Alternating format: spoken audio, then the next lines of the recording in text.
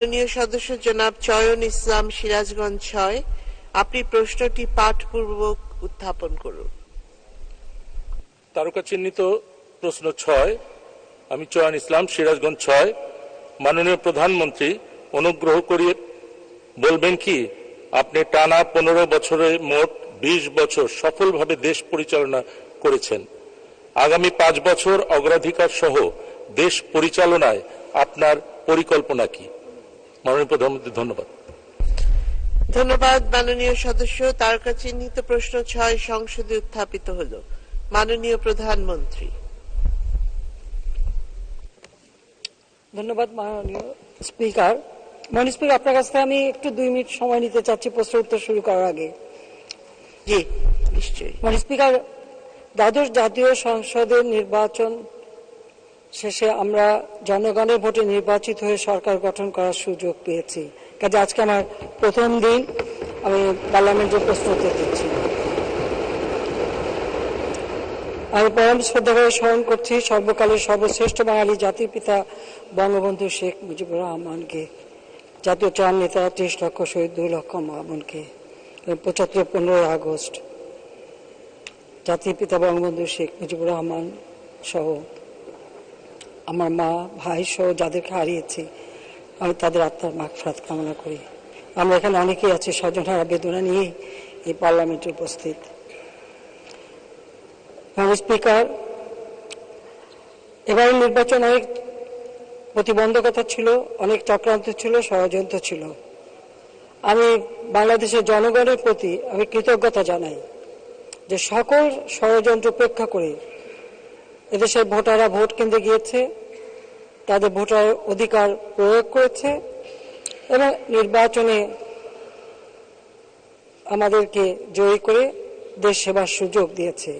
তাই আমি নির্বাচনে যারা আয়োজক ছিলেন, নির্বাচন কমিশন থেকে শুরু করে আইন শৃঙ্খলা রক্ষাকারী সংস্থা, আমাদের সশস্ত্র বাহিনী, জনপ্রশাসন এবং বাংলাদেশের জনগণ, সকলকে আমি আন্তরিক ধন্যবাদ জানাচ্ছি একটি সুষ্ঠু, অবাধ, নিরপেক্ষ নির্বাচন অনুষ্ঠিত করবার জন্য। এবং আমি কৃতজ্ঞতা জানাই, আমি যে এলাকা থেকে নির্বাচিত হয়েছি, গোপালগঞ্জ, টুঙ্গিপাড়া, কোটালীপাড়ার সকল ভোটার এবং আমার নির্বাচনে যারা, আমার খুব খাটতে হয়নি, আমার আওয়ামী লীগের নেতা কর্মী এবং স্থানীয় জনগণ সকলে মিলেই কিন্তু নির্বাচনে আমাকে ভোট দিয়ে আমার নির্বাচনী বৈতরণী পার করেছে। কাজে তাদের প্রতি আমার কৃতজ্ঞতা জানাই। মাননীয় স্পিকার, আমি আমার প্রশ্ন উত্তরে আসি। আমি শুধু এটুকু বলবো যে গণতান্ত্রিক ধারা অব্যাহত রেখে আমরা যে এই 20 বছরে যেটুকু উন্নয়ন করেছে, সেই টেকসই উন্নয়ন করবার সুযোগ এই নির্বাচনের মধ্য দিয়ে জনগণ আমাদের দিয়েছে। কাজে সেটাই আমরা করতে চাই। আর তারকা চিহ্নিত প্রশ্ন 6 উত্তরে আমি বলছি, মাননীয় সংসদ সদস্যকে, মাননীয় স্পিকার, আপনার মাধ্যমে আমি আন্তরিক ধন্যবাদ জানাচ্ছি। বর্তমান আওয়ামী লীগ সরকার গত 15 বছর অর্থাৎ 2009 থেকে 2024 অর্থনৈতিক উন্নয়নের লক্ষ্যে গৃহীত পদক্ষেপের আওতার মধ্য দীর্ঘমেয়াদে উল্লেখযোগ্য সংখ্যক উন্নয়ন পরিকল্পনা গ্রহণ করেছে। এ সকল পরিকল্পনা গ্রহণ ও বাস্তবায়নের ফলে বাংলাদেশ এখন বিশ্ব দরবারে উন্নয়নের রোল মডেল হিসেবে স্বীকৃতি পেয়েছে। আমাদের উন্নয়ন পরিকল্পনা সমূহ বর্তমান আওয়ামী লীগ সরকার দেশের সার্বিক উন্নয়ন ও অগ্রযাত্রা অব্যাহত রাখার লক্ষ্যে রূপকল্প 2021-কে সামনে রেখে বাংলাদেশের অর্থনৈতিক সামাজিক উন্নয়নের সুনির্দিষ্ট লক্ষ্য অর্জনে দীর্ঘমেয়াদী পরিকল্পনা হিসেবে বাংলাদেশের প্রথম প্রেক্ষিত পরিকল্পনা 2010 থেকে 2021 প্রণয়ন করে, যার অন্যতম লক্ষ্য ছিল 2021 সালের মধ্যে বাংলাদেশকে তথ্য প্রযুক্তি নির্ভর একটি মধ্যম আয়ের দেশে উন্নীত করা। বাংলাদেশের প্রথম প্রেক্ষিত পরিকল্পনা 2010-2021 এর উন্নয়ন ভাবনাকে বাস্তবে রূপ দিতে সরকার মধ্যমেয়াদী পরিকল্পনা হিসেবে ষষ্ঠ পঞ্চবার্ষিক পরিকল্পনা 2011 থেকে 2015 এবং সপ্তম পঞ্চবার্ষিকী পরিকল্পনা 2016 থেকে 2020 গ্রহণ এবং সফলভাবে বাস্তবায়ন করেছে। এর ফলশ্রুতিতে 1 জুলাই 2015 সালে বাংলাদেশ নিম্ন আয়ের দেশ থেকে নিম্ন মধ্যম আয়ের দেশে উন্নীত হয়েছে। সপ্তম পঞ্চবার্ষিকী পরিকল্পনা মেয়াদে গড়ে 7.13% প্রবৃদ্ধি অর্জিত হয়েছে। বর্তমান সরকার জলবায়ু পরিবর্তনের অভিঘাত মোকাবেলা করে খাদ্য নিরাপত্তা, উন্নত পানি সম্পদ ব্যবস্থাপনা ও টেকসই উন্নয়নের লক্ষ্যে কৃষি, মৎস্য, শিল্প, বনায়ন, জনস্বাস্থ্য, পরিবেশ ও প্রতিবেশ প্রভৃতি বিবেচনায় নিয়ে একটি সমন্বিত শতবর্ষী মহাপরিকল্পনা বাংলাদেশ বদ্বীপ পরিকল্পনা 2100 প্রণয়ন করেছে। অব্যাহত উন্নয়ন অভিযাত্রায় দেশজ এই মহাপরিকল্পনা প্রণয়ন এবং অনুমোদন দেশের উন্নয়ন পরিকল্পনায় ইতিহাসে একটি মাইল ফলক হিসেবে চিহ্নিত হয়ে থাকবে। বাংলাদেশ বদ্বীপ পরিকল্পনা 2100 বাস্তবায়ন ইতিমধ্যে শুরু হয়েছে।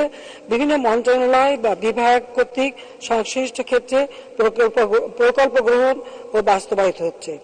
বাংলাদেশ বদ্বীপ পরিকল্পনা 2100 রূপকল্প হচ্ছে নিরাপদ, জলবায়ু পরিবর্তনের অভিঘাত সহিষ্ণু, সমৃদ্ধশালী বদ্বীপ গড়ে তোলা। জাতির পিতা বঙ্গবন্ধু শেখ মুজিবুর রহমানের স্বপ্নের বাংলা নির্মাণের লক্ষ্যে বর্তমান সরকার রূপকল্প 2041কে বাস্তবে রূপ দিতে রূপকল্প 2041 বাস্তবে রূপায়ণ বাংলাদেশ প্রেক্ষিত পরিকল্পনা 2021 থেকে 2041 গ্রহণ করেছে। এই পরিকল্পনার ভিত্তিমূলে রয়েছে দুটি প্রধান অভিষ্ট, যা হলো ক 2041 সালের মধ্যে বাংলাদেশ হবে একটি উন্নত দেশ, যেখানে বর্তমান মূল্যে মাথাপিছু আয় হবে 12,500 মার্কিন ডলারের বেশি এবং যা হবে ডিজিটাল বিশ্বের সাথে সম্পূর্ণ সঙ্গতিপূর্ণ।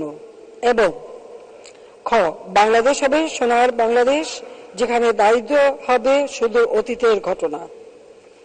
রূপকল্প 2041 তথা প্রেক্ষিত পরিকল্পনা 2021 থেকে 2041 ধারাবাহিক 4টি পঞ্চবার্ষিক পরিকল্পনার মাধ্যমে বাস্তবায়িত হবে, যার প্রথমটি অষ্টম পঞ্চবার্ষিক পরিকল্পনা জুলাই 20 থেকে জুলাই 2025, জুলাই 2020 থেকে জুন 2025 বর্তমানে বাস্তবায়নাধীন রয়েছে। এই পরিকল্পনা প্রণয়নে রূপকল্প 2041 পাশাপাশি বাংলাদেশ বদ্বীপ পরিকল্পনা 2100 মূল লক্ষ্যসমূহ টেকসই উন্নয়ন অভিষ্ট এসডিজি, চতুর্থ শিল্প বিপ্লব, স্বল্পোন্নত দেশ থেকে উন্নয়নশীল দেশে উত্তরণের চ্যালেঞ্জ সমূহকে বিবেচনায় নেওয়া হয়েছে।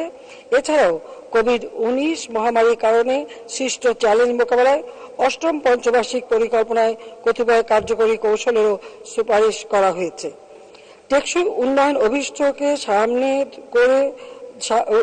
ধারণ করে প্রণীত এ পরিকল্পনার মূল মন্ত্র হল কাউকে পিছনে ফেলে নয়, বরং সকলকে সাথে নিয়ে উন্নয়ন। অষ্টম পঞ্চবার্ষিকী পরিকল্পনায় যে মূল বিষয়সমূহের উপর গুরুত্ব প্রদান করা হয়েছে তা হল ত্বরান্বিত সমৃদ্ধি এবং সর্বাধিক কর্মসংস্থান সৃষ্টি, অন্তর্ভুক্তিমূলক প্রবৃদ্ধি, উৎপাদনশীলতা বৃদ্ধি ও দারিদ্র্য হ্রাস। এই পরিকল্পনায় দরিদ্র বান্ধব ও অন্তর্ভুক্তিমূলক প্রবৃদ্ধি কৌশলের আওতায় শ্রম নিবিড়, রপ্তানিমুখী, ম্যানুফ্যাকচারিং নির্ভর প্রবৃত্তিকে উৎসাহিতকরণ, কৃষি বহুমুখীকরণ, কুটির, ক্ষুদ্র, মাঝারি শিল্পের গতিশীলতা আনয়ন, আধুনিক সেবা খাতকে শক্তিশালীকরণ, খাত বহির্ভূত সেবাসমূহের রপ্তানি বৃদ্ধিকরণ, প্রযুক্তি নির্ভর উদ্যোগ ত্বরান্বিতকরণ এবং বৈদেশিক কর্মসংস্থান শক্তিশালীকরণ বিশেষভাবে গুরুত্ব পেয়েছে। কোভিড-19 মহামারী ও বৈশ্বিক সংকট সত্ত্বেও অষ্টম পঞ্চবার্ষিক পরিকল্পনার প্রথম 3 বছরে অর্থাৎ 2021 থেকে 2023 অর্থ বছরে গড়ে 6.7% প্রবৃদ্ধি অর্জিত হয়েছে। জিডিপির আকার বিবেচনায় বাংলাদেশের অবস্থান বর্তমানে 33তম। ডিজিটাল বাংলাদেশের সফল বাস্তবায়নের ধারাবাহিকতায় জাতির পিতা বঙ্গবন্ধু শেখ মুজিবুর রহমানের স্বপ্নের সোনার বাংলা বিনির্মাণের লক্ষ্যে 2041 সাল নাগাদ স্মার্ট বাংলাদেশ প্রতিষ্ঠার উদ্যোগ গ্রহণ করা হয়েছে, যার উদ্দেশ্য হল স্মার্ট নাগরিক, স্মার্ট সরকার, স্মার্ট অর্থনীতি ও স্মার্ট সমাজ। এই 4টি স্তম্ভের উপর ভিত্তি করে টেকসই ডিজিটাল প্রযুক্তি উদ্ভাবন ও প্রসারের মাধ্যমে অন্তর্ভুক্তিমূলক অর্থনৈতিক উন্নয়ন নিশ্চিত করে বাংলাদেশ 2041 সাল নাগাদ একটি উন্নত, সমৃদ্ধশালী ও দারিদ্র্য শূন্য রাষ্ট্রে পরিণত করা। এই লক্ষ্য বাস্তবায়নে গঠিত স্মার্ট বাংলাদেশ টাস্ক ফোর্সের প্রথম সভা গত 3/8/2023 তারিখে অনুষ্ঠিত হয়। উক্ত সভায় স্মার্ট বাংলাদেশ প্রতিষ্ঠার লক্ষ্যে 4টি স্তম্ভভিত্তিক দিক নির্দেশনা প্রদান করা হয় এবং এই কার্যক্রম আরো সুচারুরূপে বাস্তবায়নের লক্ষ্যে বিভিন্ন খাতে সংশ্লিষ্ট মন্ত্রণালয় বা বিভাগের মাননীয় মন্ত্রীগণকে আহ্বান করে 15টি উপকমিটি গঠন করা হয়েছে। স্মার্ট বাংলাদেশ বিনির্মাণের বিষয়টি মধ্যমেয়াদী উন্নয়ন পরিকল্পনায় অন্তর্ভুক্তকরণের বিষয়ে পরিকল্পনা কমিশনের সাধারণ অর্থনীতি বিভাগ জিইডি হতে উদ্যোগ গ্রহণ করা হয়েছে। বর্তমানে জিইডি কর্তৃক নবম পঞ্চবার্ষিক পরিকল্পনা 2026 থেকে 2030 প্রণয়নের উদ্যোগও গ্রহণ করা হয়েছে। নবম পঞ্চবার্ষিক পরিকল্পনায় সম্ভাব্য উন্নয়ন দর্শনসমূহ হবে রূপকল্প 2041 বাস্তবায়ন ও স্মার্ট বাংলাদেশ বিনির্মাণ। স্বল্পোন্নত দেশ এলডিসি থেকে উত্তরণের চ্যালেঞ্জ সফলভাবে মোকাবেলা, টেকসই উন্নয়ন অভিষ্ট এসডিজিজ অর্জন এবং 2031 সাল নাগাদ উচ্চ মধ্যম আয়ের দেশের মর্যাদা অর্জন, প্রবৃদ্ধির গতি ত্বরান্বিত করা, সামষ্টিক অর্থনৈতিক স্থিতিশীলতা জোরদার করা, মূল্যস্ফীতি নিয়ন্ত্রণ, কর্মসংস্থান সৃষ্টি এবং দারিদ্র্য দূরীকরণ, প্রাকৃতিক সম্পদের টেকসই ব্যবহার ও প্রাকৃতিক দুর্যোগ ও জলবায়ু পরিবর্তনের অবিরাত মোকাবেলা, অঞ্চল ভিত্তিক সুষম উন্নয়ন নিশ্চিতকরণ ও পরিকল্পিত নগরায়ন, গুরুত্বপূর্ণ প্রতিষ্ঠান সমূহের উন্নয়ন ও বিকাশ এবং আইনের শাসন প্রতিষ্ঠা। উক্ত পরিকল্পনায় সামষ্টিক ও খাতভিত্তিক উন্নয়ন লক্ষ্যমাত্রা, কৌশল ও কার্যক্রম নির্ধারণের ক্ষেত্রে স্মার্ট বাংলাদেশ বিনির্মাণের ধারণা ও কৌশলগত সন্নিবেশ করার পাশাপাশি বাংলাদেশ আওয়ামী লীগের নির্বাচনী ইস্তেহার 2024 প্রদত্ত নিম্নলিখিত অঙ্গীকারসমূহ বাস্তবায়নের প্রচেষ্টাও গ্রহণ করা হবে। দ্রব্যমূল্য সহনীয় পর্যায়ে রাখা, কর্মোপযোগী শিক্ষা ও কর্মসংস্থান নিশ্চিত করা, আধুনিক প্রযুক্তি নির্ভর স্মার্ট বাংলাদেশ গড়ে তোলা, ব্যাংক সহ আর্থিক খাতে দক্ষতা সক্ষমতা বৃদ্ধি করা, নিম্ন আয়ের মানুষদের জন্য স্বাস্থ্য সেবা সুলভ করা, সার্বজনীন পেনশন ব্যবস্থায় সকলকে যুক্ত করা, লাভজনক কৃষির লক্ষ্যে সমন্বিত কৃষি ব্যবস্থা যান্ত্রিকীকরণ ও প্রক্রিয়াজাতকরণে বিনিয়োগ বৃদ্ধি, দৃশ্যমান অবকাঠামো সুবিধা নিয়ে এবং বিনিয়োগ বৃদ্ধি করে শিল্প ও সেবা খাতের প্রসার ঘটানো, দেশের অপামর জনগণের অর্থনৈতিক উন্নয়নের লক্ষ্যে বর্তমান সরকার বিভিন্ন পরিকল্পনা সহ জাতিসংঘ ঘোষিত টেকসই উন্নয়ন অভিষ্ট এসডিজি বাস্তবায়নে নিরলস প্রচেষ্টা চালিয়ে যাচ্ছে। সরকারি উন্নয়ন পরিকল্পনা, সুদূর প্রসারী কার্যক্রম ও গঠনমূলক পদক্ষেপের ফলশ্রুতিতেই বাংলাদেশ বিগত 15 বছরে সর্বক্ষেত্রে সফলতা অর্জন করতে সক্ষম হয়েছে। উন্নয়নের অগ্রযাত্রা আগামী 5 বছরেও অব্যাহত রাখতে আওয়ামী লীগ সরকার বদ্ধপরিকর। আপনাকে ধন্যবাদ মাননীয় স্পিকার। ধন্যবাদ মাননীয় প্রধানমন্ত্রী। মাননীয় সদস্য জনাব চয়ন ইসলাম, আপনি একটি